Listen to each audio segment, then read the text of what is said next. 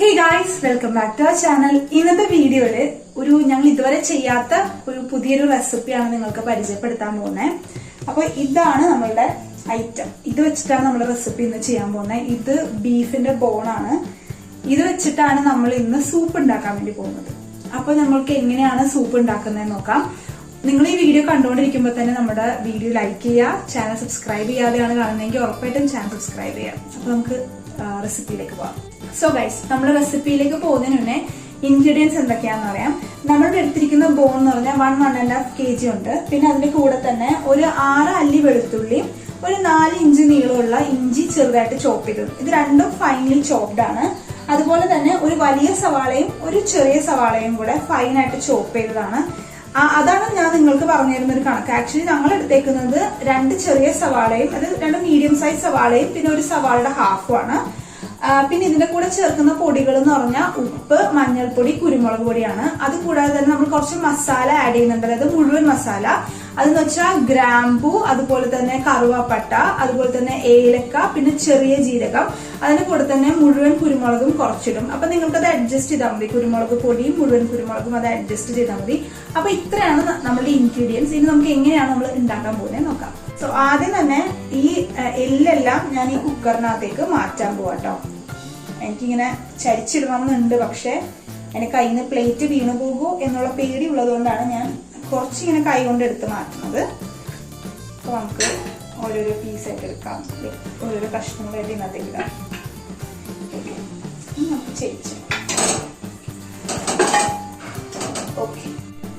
Okay. ഇനി ഇതിനകത്തേക്ക് നമ്മള് നന്നായിട്ട് ചോപ്പ് ചെയ്ത് വെച്ചിരിക്കുന്ന സവാളയില്ലേ, അതാണ് ഇടാൻ പോകുന്നത്. അതും കൂടെ ഇതിനകത്തേക്ക് ആഡ് ചെയ്യാണ്. പിന്നെ നമ്മൾ നേരത്തെ എടുത്ത് വെച്ചേക്കുന്നത് നമ്മുടെ ഇഞ്ചി വെളുത്തുള്ളി, അതും നന്നായി ചോപ്പ് ചെയ്തതാണ്. അതും കൂടെ ആഡ് ചെയ്യാണ്. നിങ്ങൾക്ക് എരിവ് കൂടുതൽ വേണമെങ്കിൽ പച്ചമുളക് ആഡ് ചെയ്യാം. ഞങ്ങൾക്ക് അത്ര അധികം എരിവ് വേണ്ട, അതിനാണ് പച്ചമുളക് ഇടാത്തത്. പിന്നെ കുറച്ച് കുരുമുളക് പൊടി ഇടണം.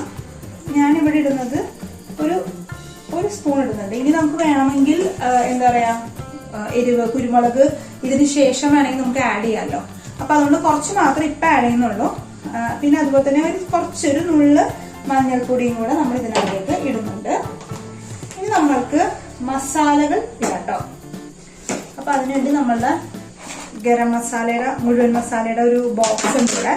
അപ്പൊ അത് ഓപ്പൺ ചെയ്തിട്ടുണ്ട്. അതിലേക്ക് ഒരു കറുവപ്പട്ട, ഇത്രയുള്ള 2 പീസ് കറുവപ്പട്ട ഇടുന്നുണ്ട്. പിന്നെ അതുപോലെ തന്നെ ഒരു 3 അല്ലെങ്കിൽ ഒരു 4 ക്ലോവ്, 4 മതി,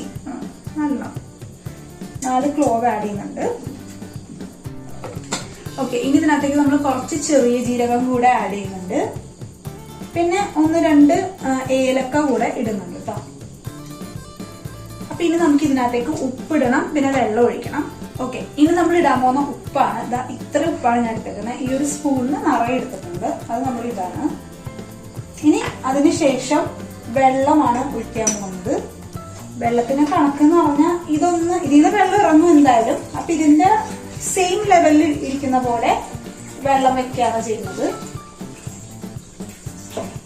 അപ്പൊ നമ്മൾ അത് കഴിഞ്ഞ് ഇനി നമുക്ക് കുക്കർ അടയ്ക്കാം. ഓക്കെ. ഇനി നമ്മൾ കുക്കർ അടയ്ക്കാൻ പോവാണ്. കുക്കർ അടച്ചു. എന്നിട്ട് നമുക്കിനി ഒരു 6 വിസിൽ വരുന്നവരെ വെയിറ്റ് ചെയ്യാം. അപ്പൊ ഞാനിപ്പോ സ്റ്റൗവിലേക്ക് ഇത് വെക്കാൻ പോവാണ്. സ്റ്റൗവിലേക്ക് വെച്ചു. ഇനി ഒരു 6 വിസിൽ. അപ്പൊ ഞാൻ 6 വിസിൽ കഴിഞ്ഞിട്ട് എന്താ സംഭവം നിങ്ങൾ കാണിച്ചു തരാം.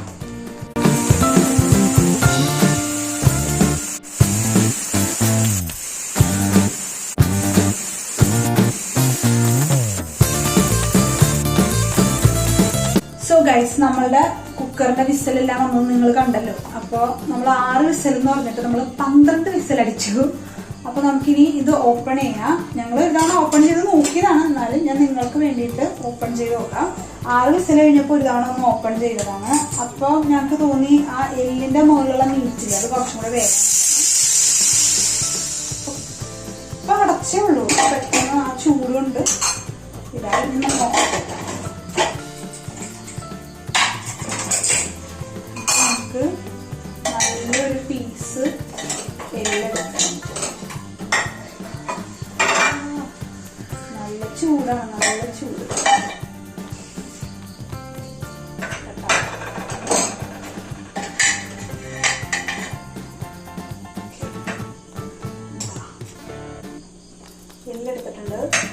സൂപ്പ് എടുക്കാം.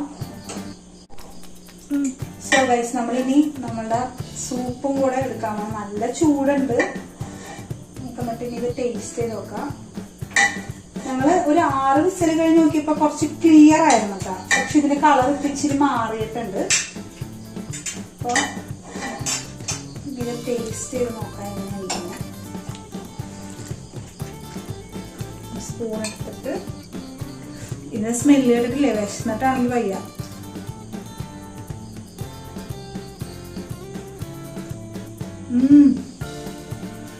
നല്ല ടേസ്റ്റ് ഉണ്ട്. അപ്പൊ ഞാനിത് ബ്രെഡ് കൂട്ടി കഴിച്ചിട്ട് വരാം. ഇനി പുതിയ വന്നിട്ട് വരാം. അപ്പൊ നമുക്ക് അടുത്ത വീഡിയോയിൽ കാണാം. നിങ്ങൾക്ക് വീഡിയോ ഇഷ്ടമെങ്കിൽ ഉറപ്പായിട്ടും ചാനൽ സബ്സ്ക്രൈബ് ചെയ്യണം, വീഡിയോ ലൈക്ക് ചെയ്യണം, അതുപോലെ തന്നെ നിങ്ങളുടെ ഫ്രണ്ട്സിനൊക്കെ ഷെയർ ചെയ്ത് കൊടുക്കണം. ബൈ.